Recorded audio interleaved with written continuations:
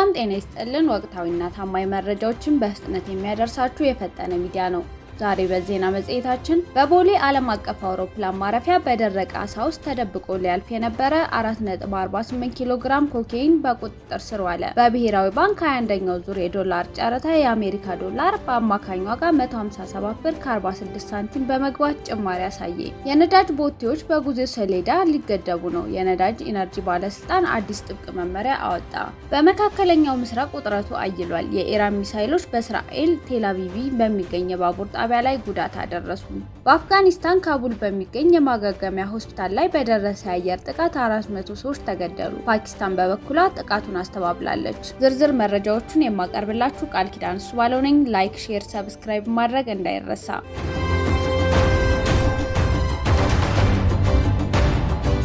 በደረቀ አሳ ውስጥ ተደብቆ ሊያልፍ የነበረ 4.48 ኪሎ ግራም ኮካይን በቁጥጥር ስር ዋለ። በቦሌ ዓለም አቀፍ አውሮፕላን ማረፊያ በደረቀ አሳ ውስጥ ተደብቆ ሊያልፍ የነበረ ከፍተኛ መጠን ያለው አደገኛ እጽ በቁጥጥር ስር መዋሉን የብሔራዊ መረጃና ደህንነት አገልግሎት አስታውቋል። ተጠርጣሪው ግለሰብ የጉዞውን መነሻ ናይጄሪያ ሌጎስ በማድረግ መዳረሻውን ደግሞ ህንድ አድርጎ የነበረ ሲሆን በአዲስ አበባ ቦሌ አውሮፕላን ማረፊያ እንደ መሸጋገሪያ ለመጠቀም ሞክሯል።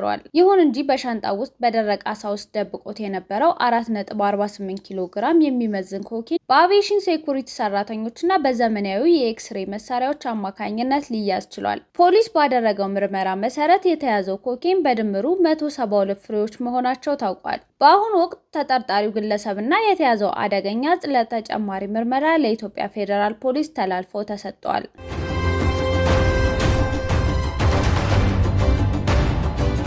የዶላር ምንዛሬ ጭማሪ አሳይቷል። በ21ኛው ዙር የብሔራዊ ባንክ የዶላር ጨረታ ባንኮች ካቀረቡት በላይ የ245 በመቶ ፍላጎት ብልጫ አሳይቷል። በዚህ ዙር የባንኮች ፉክክር እጅግ አይሏል። ተሳታፊ ባንኮች ቁጥር ከ20 ወደ 30 አድጓል። የአሜሪካ ዶላር አማካኝ ዋጋ 157 ብር ከ46 ሳንቲም ደርሷል። ይህም ካለፈው ዙር ጋር ሲነጻጸር የ1 ብር ከ52 ሳንቲም ጭማሪ አሳይቷል። በሌላ በኩል የባንኮች ፍላጎት በ36.3 በመቶ ያደገ ሲሆን ባንኮች የጠየቁት የገንዘብ መጠን ብሔራዊ ባንኩ ካቀረበው 70 ሚሊዮን ዶላር በ245 በመቶ ብልጫ ነበረው። ይህ የፍላጎት መጨመርና የዋጋ ጭማሪ በገበያው ላይ ምን ሊያስከትል እንደሚችል በሂደት የምናይ ይሆናል።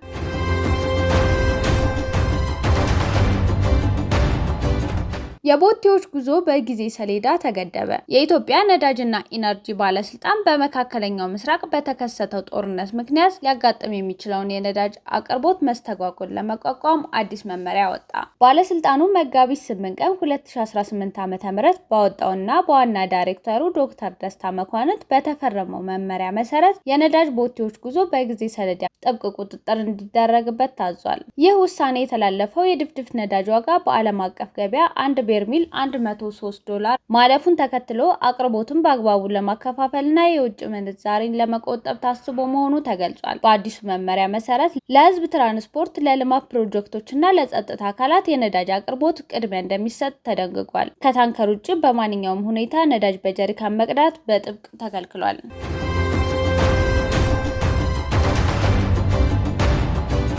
ኢራን በእስራኤል ቴል አቪቭ ላይ የሚሳኤል ጥቃት ፈጸመች። በመካከለኛው ምስራቅ ያለው ውጥረት እጅግ አሳሳቢ ወደ ሆነ ደረጃ ተሸጋግሯል። ከኢራን የተተኮሱ በርካታ ሚሳኤሎች በእስራኤሏ መዲና ቴል አቪቭ ላይ ጥቃት ፈጽመዋል። እንደ አሶሲኤትድ ፕሬስ እና ታይምስ ኦፍ ዘ ኢንዲያ ዘገባ ከሆነ ሚሳኤሎቹ በቴል አቪቭ የሚገኝ አንድ የባቡር ጣቢያ ላይ ጉዳት ያደረሱ ሲሆን በጥቃቱም የሁለት ሰዎች ህይወት ማለፉ ተረጋግጧል። ጥቃቱን ተከትሎ በቴል አቪቭ፣ በኢየሩሳሌምና በመካከለኛው የእስራኤል አካባቢዎች የሚሳኤል ማስጠንቀቂያ ሳይረኖች በከፍተኛ ድምጽ ሲሰሙ ነበር። የእስራኤል መከላከያ ሰራዊት የአየር መከላከያ ስርዓቱን ጥቃቱን ለመመካት ጥረት ያደረገ መሆኑን ቢገልጽም የሚሳኤሎቹ ኢላማቸውን መምታት ከፍተኛ ድንጋጤ ፈጥሯል። ይህ የኢራን ድንገተኛ ጥቃት የተሰነዘረው እስራኤል ከፍተኛውን የኢራንን የጸጥታ ባለስልጣናት አሊ ላርጀሪን መግደሏን ባረጋገጠች በጥቂት ሰዓታት ውስጥ መሆኑ ተገልጿል።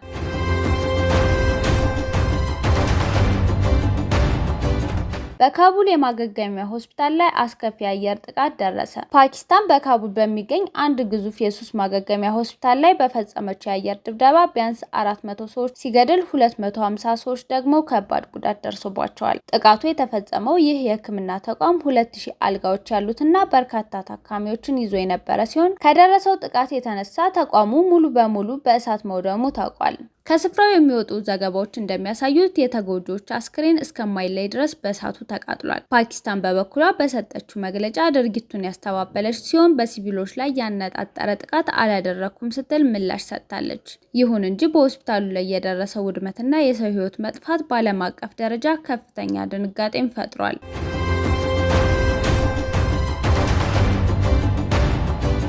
ያቀረብናቸው መረጃዎች እነዚህን ይመስሉ ነበር። ቻናላችንን ሰብስክራይብ በማድረግ ሁልጊዜ ፈጣን መረጃዎችን ያገኙ።